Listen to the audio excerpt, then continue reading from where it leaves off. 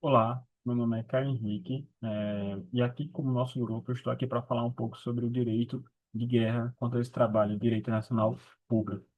De início, eu queria tratar sobre duas temáticas importantes para o tema, que uma delas é o jus in bello, e seria o direito da guerra, que é aquele direito que existe durante esses conflitos internacionais ou mesmo regionais, que devem ser respeitados, que são justamente direitos inerentes àquele conflito, que tratam de questões basicamente humanitárias.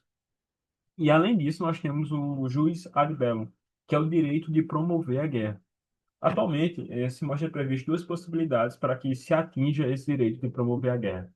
Uma delas é a legítima defesa. Então, esse Estado que tem interesse ou iniciou a guerra, ele tem esse direito de iniciar a guerra se ele estiver agindo com excludente de estudo da legítima defesa, bem como o direito da ONU, por meio do seu Conselho de Segurança, tomar medidas para evitar a guerra ou restaurar a paz. Destaca-se que essa questão do juiz ad bellum ela foi trazida principalmente após o final da Segunda Guerra, em 1945, também com a criação da ONU, que se vislumbrou essa necessidade de entender essas duas possibilidades para que, então, um Estado soberano possa repelir uma injusta agressão ou iniciar uma guerra contra outro Estado soberano ou outra região daquela localidade.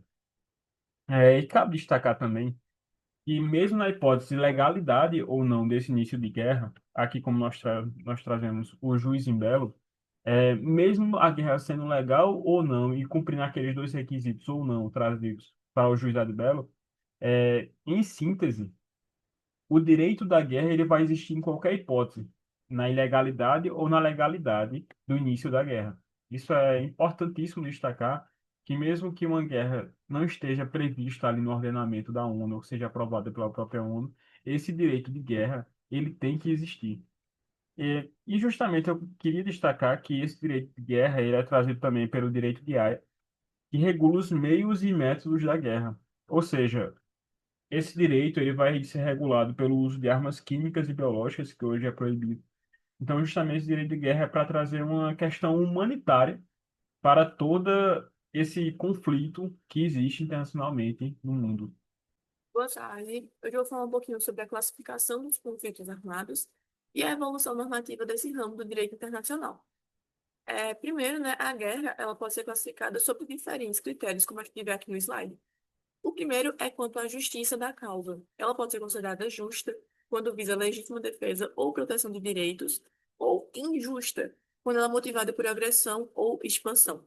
Também a classificação pelo campo das operações, sendo ela terrestre, marítima ou aérea. E no que diz respeito ao âmbito, nós distinguimos entre internacional ou civil. Por fim, quando a natureza, a guerra ela pode ser ofensiva, normalmente ela é considerada ilegal, ou defensiva, que ela é reconhecida como legítima perante o direito internacional. Um marco importante também nesse aspecto é o Pacto de Briand-Kellogg, de 1928, que representou a renúncia formal à guerra como sendo o meio legítimo de resolução de controvérsias. Nesse sentido, nós também precisamos falar sobre as normas, dos conflitos armados que foram surgindo inicialmente de uma forma costumeira, ainda quando a guerra ela era vista como uma prática que era aceitável. Então, o processo de codificação, ele começou no século XIX, com marcos como a Declaração de Paris, de 1856, e a Convenção de Genebra, de 1864, que ela é voltada à proteção dos feridos em combate. Na virada do século XX, nós temos tratados como o de Haia, de 1907, que compõem o chamado Direito de Haia, e eles tratam sobre aspectos técnicos da guerra, como o início e o término das hostilidades e a proibição de certos armamentos e proteção de bens culturais. Esses tratados eles se baseiam em três princípios fundamentais. O Reich in persone, que visa poupar, né, os civis. O Reich in loci, que fala para atacar apenas alvos militares. E o Hatini Conditiones, que é para proibir armas que causem sofrimento desnecessário. Com o tempo, esse arcabouço ele se expandiu com as convenções de Genebra de 1949 e 49 e seus protocolos adicionais de 1977, que reforçam a proteção de vítimas em conflitos internacionais e não internacionais. Na atualidade, nós também temos outros tratados que tratam sobre, que também merecem destaque. Como o Tratado de Não Proliferação Nuclear, a Convenção sobre Armas Biológicas, que busquem limitar o uso de armas, né, de destruição em massa. E, por fim, temos a atuação do Tribunal Penal Internacional, criado pelo Estatuto de Roma, de 1998, que tipifica crimes de guerra, de genocídio e contra a humanidade, trazendo um reforço ao respeito às normas humanitárias em tempo de guerra. Então, nós podemos notar que o direito de guerra ele evoluiu de um cenário de permissividade para um corpo normativo que está cada vez mais voltado à contenção da violência e à proteção da dignidade humana, mesmo em situações de conflito. Os tratados, os principais tratados específicos sobre os conflitos armados, eles foram celebrados na Conferência Internacional da Paz, ocorrida em Haia, na Holanda, em 1907, e as normas dos tratados concluídos em Haia disciplinam aspectos técnicos referentes aos conflitos armados, como o início, o desenvolvimento e o fim das hostilidades. Também tem os direitos e deveres, como os direitos de prevenção, a vedação de emprego, de formas de combates cruéis e desproporcionais. Também tem a proibição de algumas armas e a proteção também de bens culturais. Tratados de direitos que vigoram aqui no Brasil. Temos a Convenção relativa ao regime de navios mercantes inimigos no começo da hostilidade, Convenção relativa à transformação dos navios mercantes em navios de guerra, a Convenção relativa à colocação de minas submarinas automáticas de contato, e entre outros. Também temos a Convenção concernente de direitos e deveres de potências neutras, e entre outros. Tratados referentes o emprego de armas de alto potencial destrutivo. Para a gente entender melhor, a gente precisa saber quais são as armas de alto potencial destrutivo. São elas as armas nucleares, as armas químicas, as biológicas e as minas terrestres.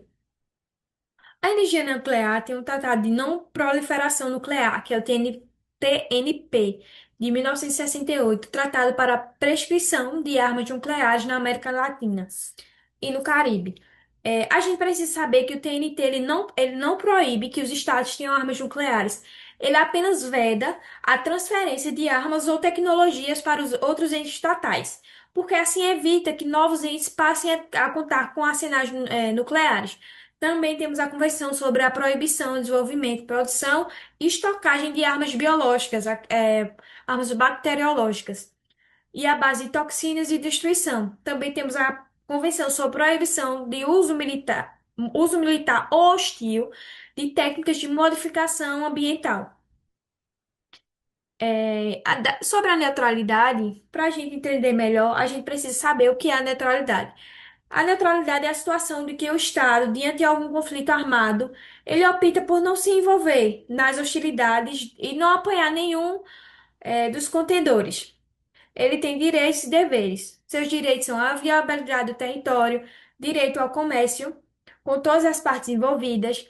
Já os seus deveres são dever de ser imparcial, tratar igualmente todas as partes envolvidas e também abstenção de envolvimento em qualquer ato hostil. A neutralidade é objeto de duas convenções celebradas em 1907, que é a Convenção Concernente de Direitos e Deveres de Pessoas Neutras, no caso de guerra marítima, e Convenção Concernente de Direitos e Deveres das Potências e das Pessoas Neutras, no caso de guerra na guerra terrestre. E por fim, aqui estão as nossas referências bibliográficas, e a gente agradece, nosso grupo agradece pela atenção.